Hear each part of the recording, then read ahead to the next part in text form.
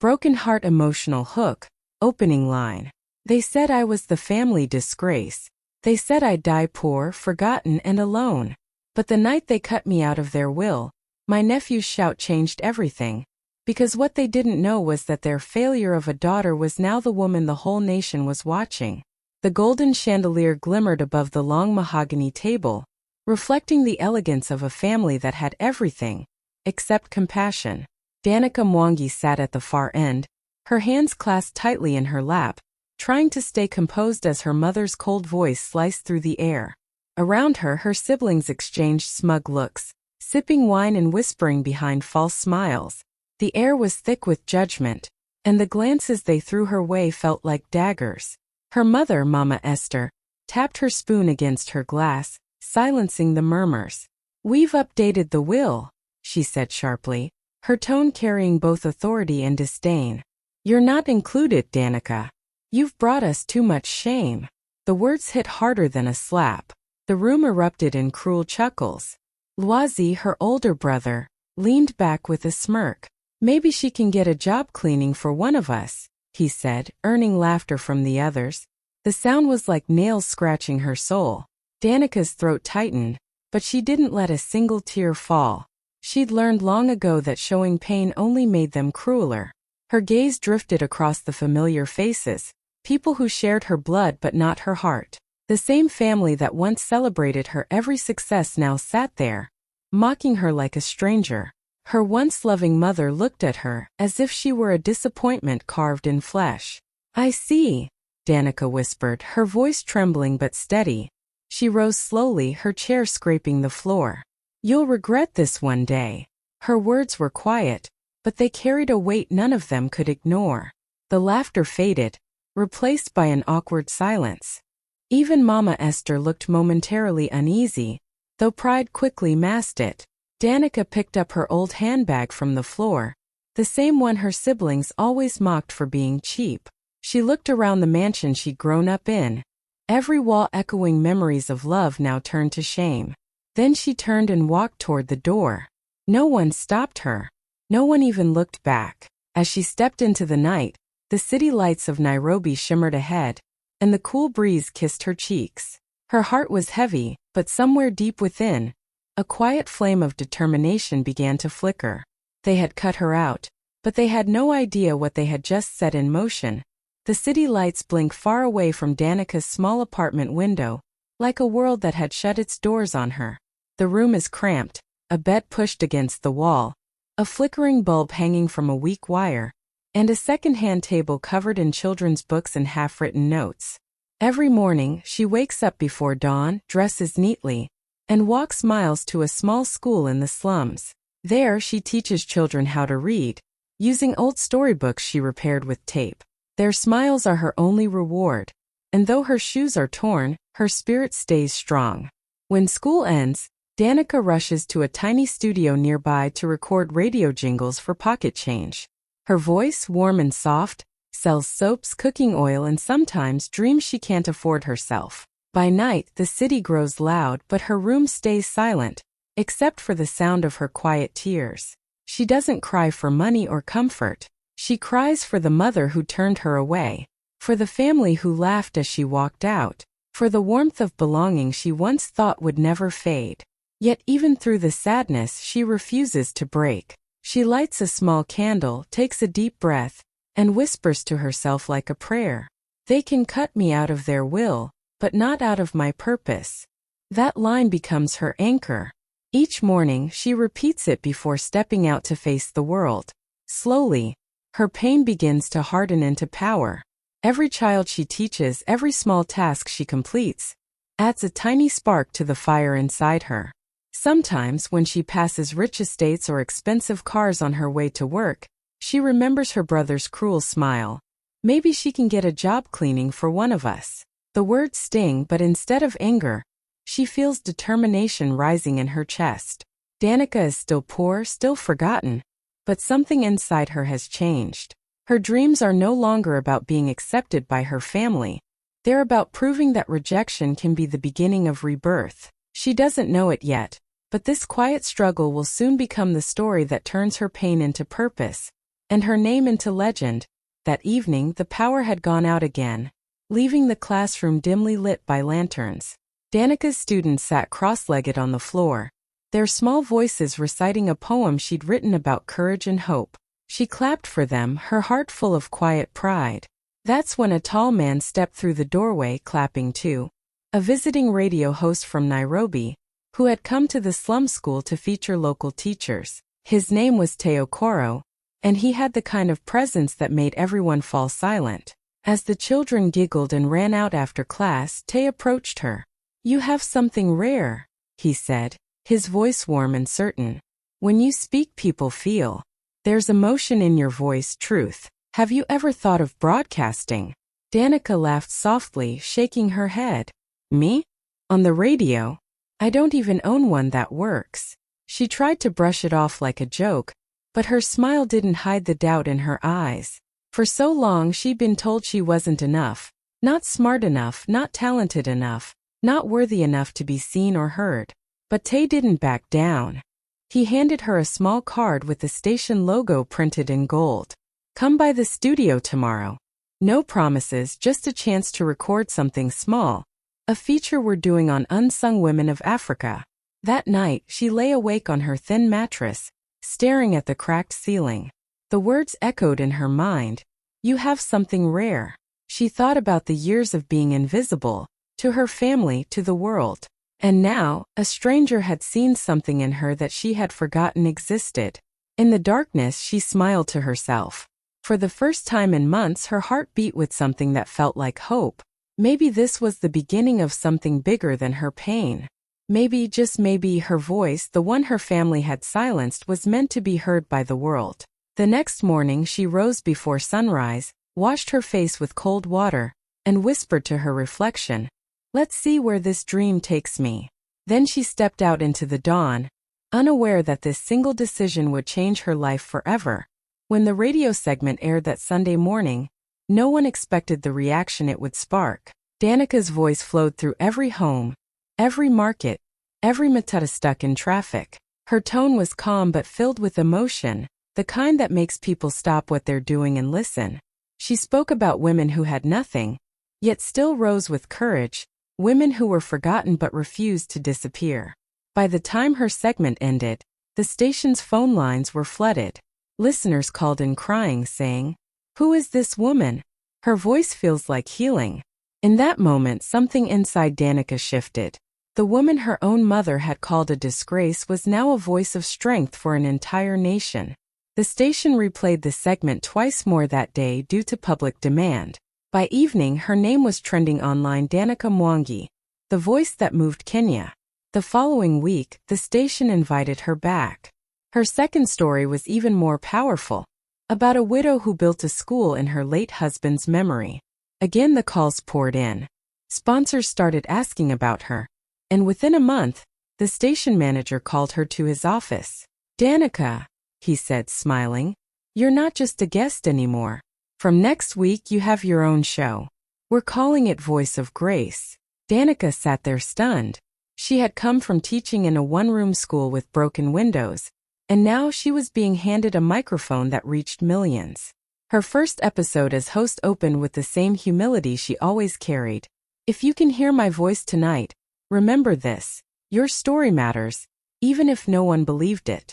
Each week, she told stories of women who turned pain into purpose. What she didn't realize was that her own story was becoming one of those legends. Her voice was no longer just hers. It was a spark, lighting hope in hearts across the nation. People began calling her Mama Grace, the woman who gave faith to the forgotten. And as her show grew, so did her light. The same voice once silenced in her mother's house had now become the one echoing through every home in Africa. Within just 1 year, Voice of Grace had become a household name. Every evening, radios across Kenya tuned in to hear the warmth and power in Danica Mwangi's voice. She spoke with truth, with pain, and with healing, the kind of voice that made people feel less alone. Listeners said her show wasn't just entertainment, it was a lifeline. Her words reminded them that even in the darkest moments, grace still existed. With her first year's salary, Danica didn't buy a car or new clothes. Instead, She used her money to open a small literacy foundation for orphaned girls, a humble classroom with second-hand books and plastic chairs. She named it the Mwangi Grace Foundation. Every weekend, she visited the girls herself, teaching them to read and speak with confidence. If you can tell your story, she told them, no one can erase you. Slowly, her work began to attract attention. Local magazines published her story, from disowned daughter to national inspiration. TV reporters came to film her reading sessions with the girls. She smiled shyly at the cameras, never seeking fame, only purpose. Her story spread beyond borders. She received letters from Ghana, Nigeria, and South Africa, from women who said her voice helped them believe again. But back in Nairobi, at her mother's estate, no one mentioned her name. Mama Esther still pretended she didn't exist. Her siblings, Lwazi and Zanil, were too busy fighting each other over money and land that their mother controlled. The same family that had cut her off was now being eaten alive by greed and pride. Sometimes, Danica would hear about their fights through gossip at the radio station, or see a headline about a property dispute. She would pause, look out the studio window, and whisper to herself, some things never change. But there was no bitterness in her voice anymore. Only peace. She had found something her family never understood. Real wealth wasn't gold or land but purpose. And in every broadcast, in every child she taught, Danica was building something far greater than inheritance. She was building legacy. Her voice had once been silenced by shame. Now it carried across a nation strong, fearless, and unforgettable. The day of the will reading arrived like a storm that everyone had been waiting for. Mama Esther had fallen ill weeks earlier, and now her children gathered at the grand office of the family lawyer. Polished floors, leather chairs, the scent of money and tension thick in the air. Zanil arrived in a sleek black car, her gold earrings flashing in the sunlight. Lwazi walked in confidently, already talking about which property he would take over. Only one person entered quietly, Danica, her simple dress and calm presence setting her apart from the rest. Everyone sat as the lawyer opened the brown folder marked, Estate of Mama Esther Mwangi. He adjusted his glasses, cleared his throat, and began reading. To my eldest daughter Zanil Mwangi, I leave the family farm and all its livestock. Zanil smiled proudly, crossing her legs as if she had expected nothing less. To my son Lwazi Mwangi, I leave all my business shares and vehicles. Lwazi smirked, leaning back with satisfaction. Then came the pause. The lawyer's voice softened. To my youngest daughter Danica Mwangi. He stopped, glancing briefly at her before continuing in a low, careful tone.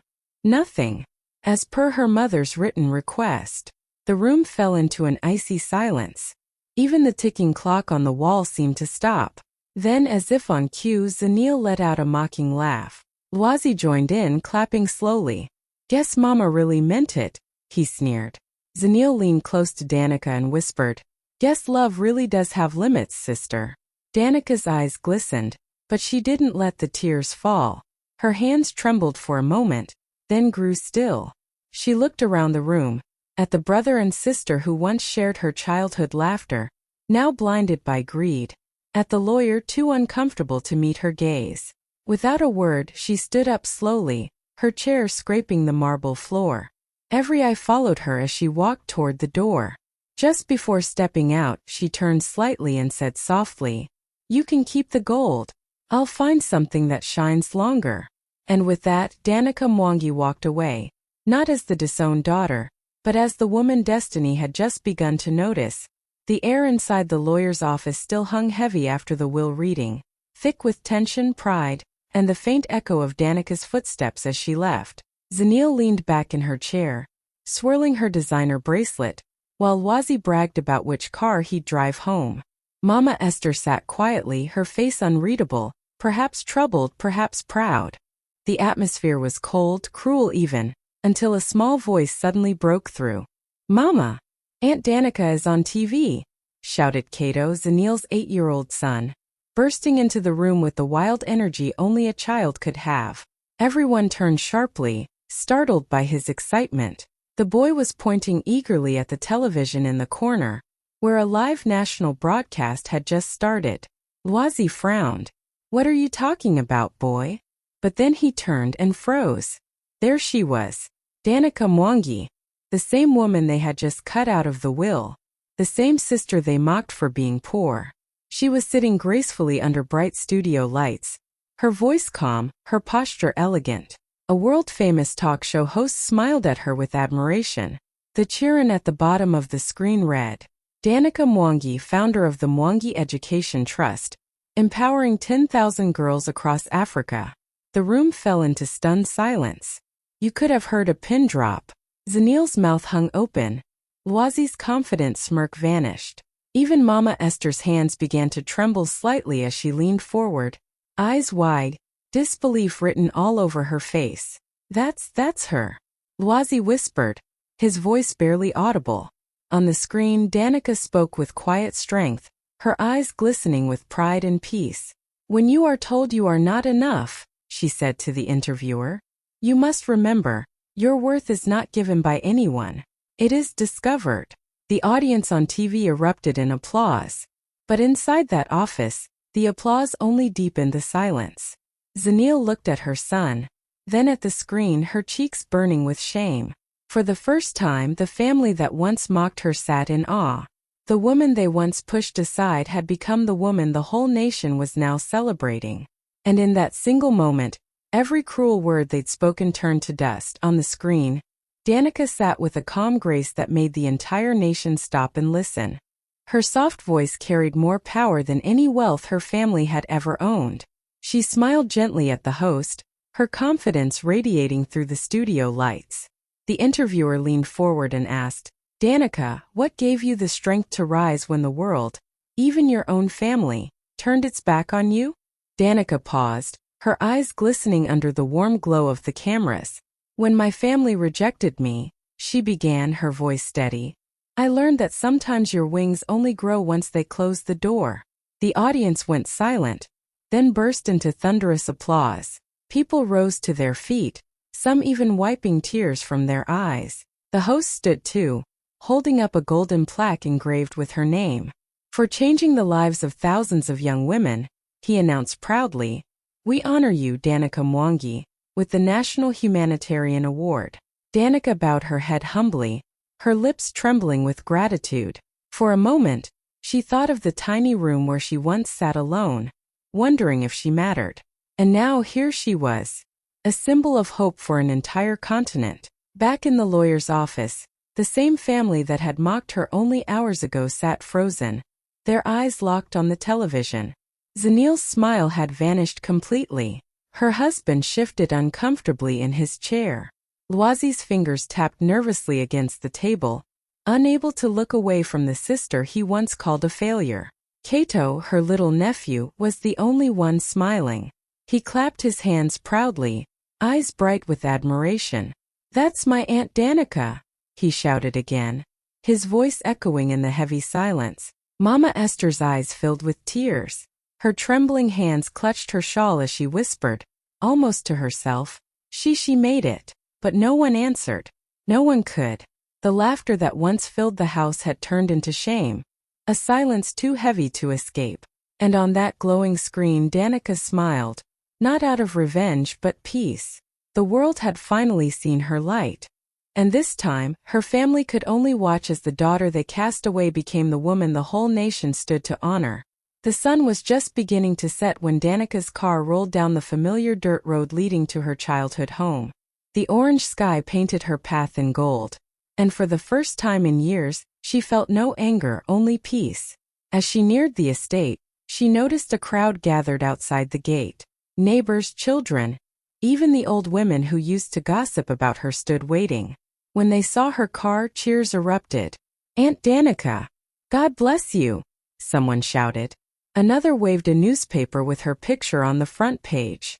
Cameras flashed. Smiles surrounded her. The same streets that once carried whispers of her failure were now filled with songs of her name.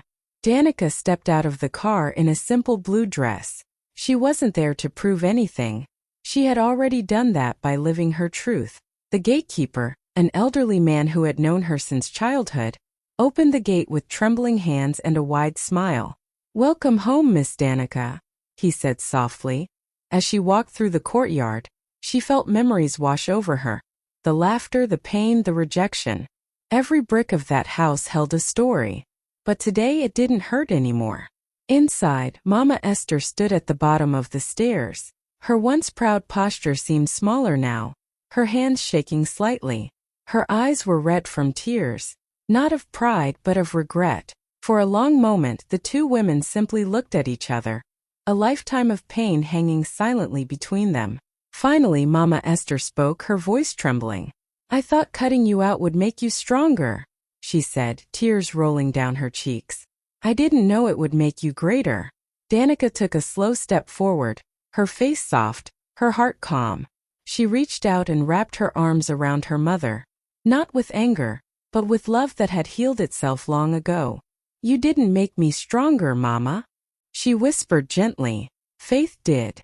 Mama Esther broke down completely, holding her daughter tightly as if afraid to lose her again. The years of pride melted away in that single embrace. Outside, the crowd continued to cheer, and for the first time in a long time, the house of the Ndlovis was filled, not with pride or judgment, but with peace, forgiveness, and grace. The lights in the grand hall glowed softly as hundreds of young girls filled the seats, their faces shining with hope and excitement. Banners of the Mwangi Education Trust fluttered gently in the air, carrying Danica's name, the same name her family once erased. At the front of the hall, Danica stood gracefully behind the podium, wearing a calm smile that came from peace, not pride. The applause quieted as she stepped forward, her eyes sweeping across the crowd of bright, expectant faces. She began to speak, her voice steady, full of warmth and truth. "Family can take away what's written on paper," she said, pausing as the audience leaned in, "but they can never take away what's written in your purpose." Her words echoed through the hall, and for a moment there was silence, the kind that comes when something deep touches the soul. She looked around at the girls, many of them orphans, many abandoned, all of them fighting for a chance. "I know what it feels like to be told you're not enough," she continued softly, "to be rejected by those who should have loved you most. But listen to me. Your value doesn't disappear because someone fails to see it. You were born for something bigger than approval. You were born to rise." The hall erupted in applause, some girls wiping tears, others clapping wildly. Cameras flashed as Danica smiled, humbled and proud. Behind her, a large screen played a video montage. Villages with new schools, girls learning to read, classrooms filled with laughter. Every image was proof that her pain had built something powerful. Miles away, in her mother's living room, the Ndlovu family sat watching the live broadcast. The same television that once showed their laughter at her downfall now reflected their silent awe. Mama Esther dabbed her eyes with a handkerchief, her voice breaking as she whispered, "That's my daughter." Lwazi and Zanil said nothing, their faces heavy with a mix of regret and pride. The screen faded to Danica's closing words, her voice calm and radiant. "Sometimes being cut out isn't a curse. It's how God rewrites your name into history." The audience rose to their feet in thunderous applause, and the camera slowly pulled away, capturing the face of a woman who turned rejection into purpose, and pain into a legacy that would outlive them all.